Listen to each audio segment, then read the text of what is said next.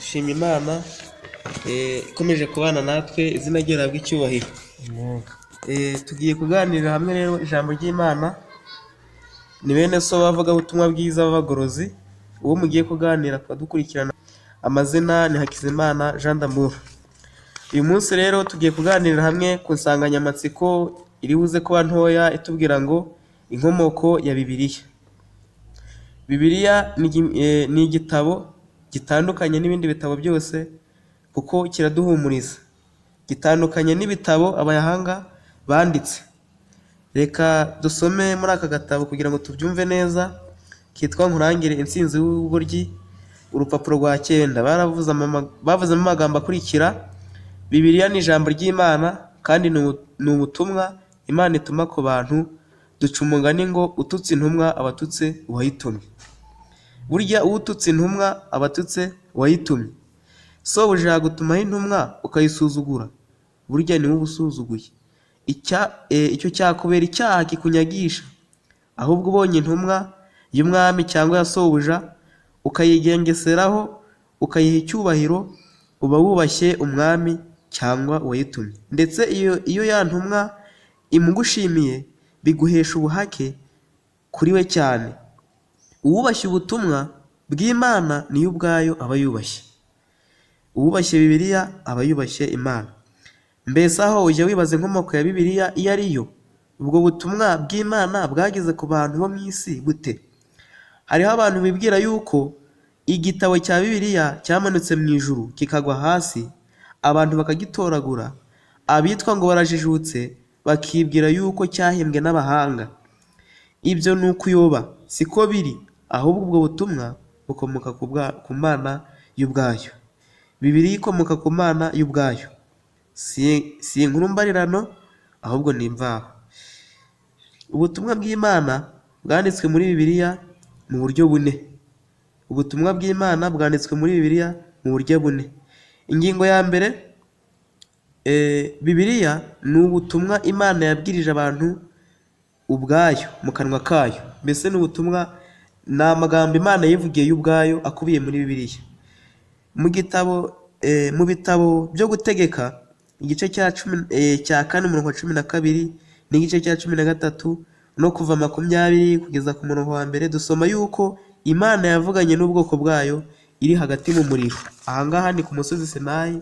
Imana yavuganye n'ubwoko bwayo iri hagati mu muriro. Bakumva ijwi rivuga amagambo ariko ntibagire ishusho bareba. Ahangaha mbese abo mu gihe cya Isirayeli ngo bari kuri uwo musozi wa Sinayi, ngo bumvaga amagambo y'Imana ariko bakumva ivuga ntibayirebe mu maso. Bumvise ijwi risa ibabwira isezerano ryayo, ibategeka kurisohoza. Niryo ya mategeko 10. Aya mategeko y'Imana 10 ni urutoki rw'Imana y'ubwayo rwayandikiye, si umuntu wayanditse. Iyandika ku bisate by'amabuye 2. Ubwo Yesu yari amaze kubatizwa, Imana yongeye kuvugana n'abantu. Hano baravuze ngo ubwo Yesu yari amaze kubatizwa, Imana yongeye kuvugana n'abantu, ijuru ryarakingutse, Imana ivugira mu ijuru iti, nguyu mwana wanjye nkunda kamwishimira. Ubu nanone ni ubutumwa bwivugiwe n'Imana yo ubwayo, ni Matayo 3:16. Ubu ni uburyo bwa mbere tubonye ko Bibiliya ni ubutumwa Imana yivugiye y'ubwayo. Tugiye ku ngingo ya 2. Bibiliya ni ubutumwa Imana yahishuriye abahanuzi bayo. Mose yari umwe muri abo bahanuzi Imana yajaga ibonekera. Hari ingero nyinshi z'abahanuzi Imana yagiye ituma, nka Yesaya, nka Ezekiyeli, nka Yeremiya, nka Mose nawe yari umwe muri abo bahanuzi. Abo bose ni abahanuzi Imana yagiye ikoresha ibatumaho ubu butumwa. Ubu ni uburyo rero bwa 2. Imana yavuze kuri witi, umugaragu wanjye Mose akiranuka mu rugo rwanjye hose. Wowe tujya twivuganira n'akanwa kacu neruye, atari mu migani, kandi ishusho y'Uwiteka ajya yibona. Uwiteka yavuganiye na Mose. Hano baravuze ngo Uwiteka yivuganiye na Mose barebana nk'uko umuntu avugana n'inshuti ye. Ibyo muzabisoma mu gitabo cyo Kubara igice cya 12 umurongo wa 7 kugeza ku wa 8. Kuva 33 umurongo wa 11. Byongeye Imana yaravuze iti, niba muri mwe hazaba umuhanuzi mwiyerekwa, niko Uwiteka nzamwimenyeshereza mu nzozi, nizo nzavuganira nawe. Uwiteka Imana ntacyo akora atabanje guhishurira abagaragu be b'abahanuzi ubwiru bwe. Uburyo bwa kabiri tubonye ko ubutumwa bwa Bibiliya ni ubutumwa Imana yatumaga ku bahanuzi. Reka tugere ku buryo bwa gatatu, ku ngingo ya gatatu. Bibiliya ni ubutumwa bwazanywe n'abamarayika. Mu gitabo cy'Abacamanza 13 umurongo wa 2 kugeza kuri 24, muri bubonemo uko marayika yabonekeye Mukamanuwa na Manowa ubwe. Muri Daniyeli 8:16 umurongo wa 26 murabonamo uko marayika Gaburiyeli yaje kenshi gusobanurira Daniyeli iyerekwa ryabaga ritamushobokeye. Ahangaha ni uburyo bwa gatatu Imana ije ituma abamarayika kugira ngo batugezeho ubutumwa bwiza. Ahandi muzasoma ni mu gitabo cya Matayo cya Luka, igihe marayika Gaburiyeli yazaga kubwira Mariya uburyo Yesu azavuka. Uburyo bwa kane, Bibiliya ni ubutumwa Yesu yivugiye ubwo yari muri iyi si. Abaheburayo igice cya 1 umurongo wa 1 kugeza kwa 2. Yesu ubwe yarabigaragaje, niko kubyerura ati, unyanga ntiyemera amagambo yanjye afite umuciraho iteka. Ijambo navuze niryo rizamuciraho iteka ku munsi w'imperuka. Yohana 12:48. Twibuke ko Yesu ari we Jambo. Ubwenge bwe n'ubumenyi bwe, ububasha bwe ndetse n'ubugingo bwe biri mu butumwa bwe, aribwo Bibiliya. Uhereye mu itangiriro ukageza mu byahishuwe, Yesu niwe wizimbyemo. Ubwo butumwa nk'uko twabuhawe bunyuze mu buryo bune, Imana niyo yabwirizaga ababwanditse. Hari abaje bavuga bati, mbese Bibiliya ntiyanditse n'abantu we? Nubwo yanditswe n'urutoki rw'umuntu. Kubasoma igitabo cy'intambara ikomeye, urupapuro rwa 10, baravuze ngo bayandikaga bashorewe n'umwuka w'Imana. Umwuka wayo yabahangagamo akabaha ubwenge bwo kwandika. Ntabwo ari ayabo magambo banditse, ahubwo ni ay'Imana ubwayo. Imana yaduhereye kugira ngo adutunganye tuzabone uko tugera mu ijuru, kuko Bibiliya niyo itugeza mu ijuru. Niyo yigisha umunyabyaha uko akwiriye kumera akihana. Ubwo butumwa nibwo gusa butumenyesha iby'ububasha bw'Imana n'ubutungane bwayo n'urukundo rwayo rutagira akagero. Butumenyesha kandi agakiza kabonerwa mu mwana wayo n'ubugingo budashira tuzahabwa nituramuka twumviye ubwo butumwa bwa Bibiliya. Ikidukwiriye rero ni ukwiga ubwo butumwa bwiza, tukabwumvira, tukabwizera, bukaducaho ingeso mbi za gipagani ziduteranya n'Imana. Hano baravuze ngo isomo reka ndisubiremo, ngo nituramuka twize Bibiliya ngo bizaducaho ingeso mbi za gipagani ziteranya n'Imana. Izo ni nko kunywa inzoga, nko kunywa itabi, izo n'izindi ngeso nyinshi z'ubusambanyi. Ibyo byose ni ingeso mbi, ngo iyo twiga Bibiliya ngo iducaho izo ngeso mbi zidutandukanye n'Imana, zikatuvutsa guhabwa ubugingo n'umugisha abayoboke b'Imana basezeranijwe. Mwene data we, iga Bibiliya uyitayeho, niyo muyobozi utayobya, niyo soko y'ibyiza byose. Mu gitabo cya Yohana igice cya 10 na karindwi umurongo wa 17 baravuze ngo ubereshe ukuri, ijambo ryawe niryo kuri. Bibiliya ni ijambo ry'ukuri, niyo y'ukuri. Uko Imana idahinduka niko n'ijambo ryayo rihora rihamye. Uko Imana ari inyamurava niko n'ijambo ryayo ari ukuri. Nuko rero ukunda ijambo ryayo akaryitondera niwe uyikunda, kandi niwe uzaba umutoni wayo. Abatoni b'Imana nibo bitwa abakiranutsi. Abakiranutsi ni inkoramutima zayo, kandi nibo bagendana nayo nka Henoki wa kera. Nibo inshuti zayo nka Aburahamu n'abandi benshi. Bene abo bazagororerwa ubugingo budashira, babane n'Imana akaramata mu bwami bwayo butazahanguka. Ahangaha tumaze kumva Bibiliya aho yakomotse. Ku kagingo ka kabiri, bise Bibiliya itumara iki? Umumaro wo kwiga Bibiliya ni uwuhe? Muzasoma mu gitabo cy'urwa kabiri rwa Timoteyo ibice 3:16 baravuze ngo ibyanditswe byera byahumetswe n'Imana bigira umumaro wo kwemeza umuntu no kumutunganya no kumuhanira gukiranuka. Uwo ni umumaro w'ibyanditswe byera, biduhanira gukiranuka, bikatwigisha, bikadukuraho n'ingeso mbi. Uko umubiri wacu ugomba ibiwutunga, niko natwe dukwiriye gushaka ibyo kurya bitunga imitima yacu. Ibyo byo kurya bibonerwa mu ijambo ry'Imana gusa, niryo mutsima w'ubugingo. Tujye twigana b'abagaragu b'Imana ba kera, bararishimikiriye cyane, baribika mu mitima yabo, ribagira intungane, baba inkoramutima z'Imana. Umva uko bamwe muri bo bahamije. Yeremiya ati, amagambo yawe yarabonetse ndayarya, ijambo ryawe ryabaye umunezero n'ibyishimo by'umutima wanjye. Yobu ati, nakunze amagambo yo mu kanwa kawe nyarutisha ibintunga. Dawidi ati, amagambo yawe aryohereye ubugeni mu kanwa kanjye, arusha ubuki kuryoherera mu kanwa kanjye. Ibyo wahamije nabyendeye kuba umwandu wanjye iteka. Guhishurirwa amagambo yawe bizana umucyo, guhabaswa ubwenge. Nasamisha akanwa kahagera kuko nifuza amategeko yawe.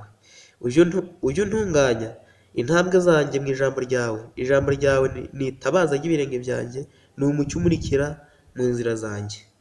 Noneho mu mbaraga y'ijambo ry'Imana, mu ijambo ry'Imana harimo imbaraga. Ijambo ry'Imana ni rizima, rifite imbaraga kuko umwuka wayo aririmo. Imbaraga zose z'Imana ziri mu ijambo ryayo. Mbese ijambo ryayo si nk'umuriro kandi nk'inyundo imenagura amabuye. Rifite ubugi buruta ubw'inkota zose, rikagera n'aho rigabanya ingingo n'umusokoro, kandi rikabanguka kugenzura ibyo umutima utekereza ukagambirira. Yesu yagize ati, amagambo mbabwiye niyo mwuka niyo bugingo. Ubwo bugingo bubonerwa mu ijambo ryayo. Ijambo ryayo niryo Yesu yakirishaga ubumuga, akabyirukanisha abadayimoni. Iri ni ijambo ry'Imana. Ijambo ryayo niryo yahosheshaga inyanja, akarizurisha abapfuye. Abantu bagahamya ko iryo jambo rifite imbaraga. Aya magambo dusomye muzasoma mu gitabo bita Gospel Workers, urupapuro rwa 250. Ijambo ry'Imana ntirifite imbaraga ivura imitima gusa nk'uko umaze gusoma, ahubwo imbaraga yaryo ivura n'imibiri yacu. Ni akamaro k'ijambo ry'Imana. Hano baravuze ngo ahubwo imbaraga yaryo ivura n'imibiri yacu, iyo turamutse turyizeye. Muri Zaburi handitswe ngo aboherereza ijambo rye akabakiza indwara, akabakiza kwinjira mu mva zabo. Yesu yavugaga ijambo rimwe gusa rigakiza umurwayi, nk'uko yabigize kuri wa mugaragu w'umutware w'abasirikare. Reba Matayo 8:8-13. Amagambo y'Imana ni umuti w'abayakira, ni umuti w'umubiri wabo wose. Imigani 4:20. Uwiga ijambo ry'Imana abikuye ku mutima, atari ibya nikize, imbaraga yaryo imuhindura umuntu mutaraga. Sinzi niba mwumvise, baravuze ngo uwiga iryo jambo abikuye ku mutima, atari ibya nikize, imbaraga yaryo imuhindura umuntu mutaraga, ikamuvura indwara y'umutima ariyo byaha. Nta kindi kituvura indwara y'umutima y'ibyaha uretse ijambo ry'Imana. Ariko si ibyo gusa, ryamuvura n'ubumuga bw'umubiri, akaba umuntu wejejwe imbere n'inyuma. Umuti ntabwo wakiza umuntu atawunyoye. Agomba kuwunywa cyane cyane iyo ari umuti unyobwa. Iyo rero ari umuti wisigwa, agomba kuwisiga, kandi uwo muti ugomba kumara umwanya mu mubiri ngo ubone uko uvura. Ijambo ry'Imana naryo rivura ugize wese akaryitondera, akaribika mu mutima. Ubigenje atyo rimuca ku ngeso mbi zose za gipagani, nizo bumuga butewe n'ibyaha. Umva icyo ijambo ry'Imana rivuga. Mbese umusore azeza inzira ye ate? azayejesha kuyitondera nk'uko ijambo ryawe ritegeka. Zaburi 119 umurongo wa 9. Uwejejwe imbere n'inyuma aba abyawe bwa kabiri. Ijambo ry'Imana rituma aba ikiremwa gishya. Wa muntu wa kera ntabwo aba akimurangwamo, aba yahindutse mushya rwose. Ijambo ry'Imana rifitiye abantu babyawe bwa kabiri ubutumwa bugaragaza ikibahesha guhinduka batyo. Byanditswe ngo mwabyawe bwa kabiri, mutabyawe n'imbuto ibora, ahubwo mwabyawe n'imbuto itabora, mubiheshwa n'ijambo ry'Imana rihoraho. Reka tugana ku musozo, tumaze kumva inkomoko ya Bibiliya, twumvishe umumaro waryo. Reka Imana ije idufasha rije ritugirira umumaro. Dukomeje aho njya gusoreza, bavuze ijambo rivuga ngo iryo jambo rero ry'Imana rifite imbaraga nyinshi kandi rifite n'ubutunzi bw'igiciro cyinshi bukwiriye gushimikirwa. Nimucyo tubushake tutishakishije, twironkere iyo mbaraga yaryo n'imigisha yose iduhesha. Iri sezerano rye ntazabura kuridusohoreza nituramuka tumukundiye. Niryo iri ngo muzamenya iby'ukuri, ukuri niko kuzabacungura. Koko rero twebwe abirabura bo muri Afurika twitonze tukazirikana uko ijambo ry'Imana ryatwejeje rikaducungura, rikatwamururaho imigenzo yose n'imiziro yose y'abasekuruza bacu na ba data yari imeze nk'ingoyi tutajyaga gushobora kwibohora, niko twakwemera tudashidikanya yuko Uwiteka agira neza. Na n'ubu abatejejwe n'iryo jambo rikaba ritarabacungura baracyaboshywe n'iyo migenzo. Ndetse hari abakristo b'ibyitiriro gusa bakiboshywe n'iyo mihango mibi. Ijambo ry'Imana rije ridukura ku mihango mibi, ahubwo rikatwerekeza kuri Kristo. Rero reka tujye turiha agaciro, kuko ijambo ry'Imana niryo rizatugeza mu ijuru. Reka njye nawe tujye turisoma ritugirire umumaro mu izina rya Yesu.